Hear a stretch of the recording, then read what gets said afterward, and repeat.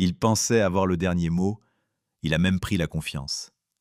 Mais Tanguy a attendu le bon moment pour le remettre exactement à sa place. Madame Le Pen, ne criez pas. Vous, quand on voit les dizaines de milliards de dépenses que vous nous avez proposées avec vos collègues du Rassemblement national depuis 4 ans, et que vous n'avez jamais soutenu la moindre proposition de baisse de dépenses, que vous n'avez pas soutenu la proposition de projet de loi de finances rectificative en 2024. Gardez vos leçons pour vous, Madame Le Pen. Merci, Madame la Présidente. Écoutez, je ne sais pas pourquoi, Monsieur le Ministre, vous avez dit que j'avais tapé sur la nationalisation, mais il y a vraiment, les macronistes, vous vivez en permanence dans un monde parallèle, quoi. C'est-à-dire qu'en fait, vous mentez tellement aux Français, je sais pas, vous devez mentir à tout le monde, en fait. Vous devez mentir aux Français, à vos équipes, à vos amis, à votre famille.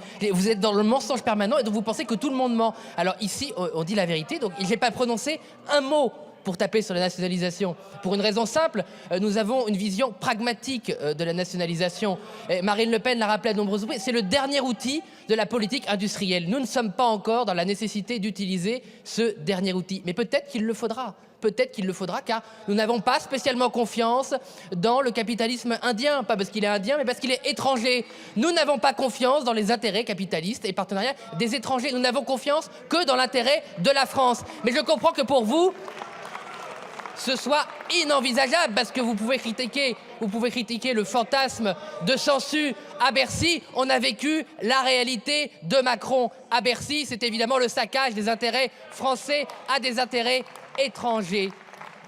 Et quand vous dites, effectivement, il y a un sujet sur lequel on peut vous compter sur vous, c'est les nationalisations inutiles.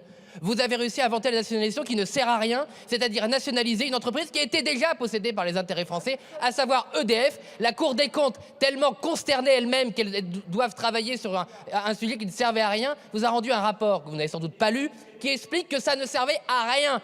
9 milliards pour rien. C'est toujours moins cher que ce que propose le futur ministre dans nos cauchemars aussi, je vous rassure, Sansu. Par ailleurs, l'investissement de Dunkerque.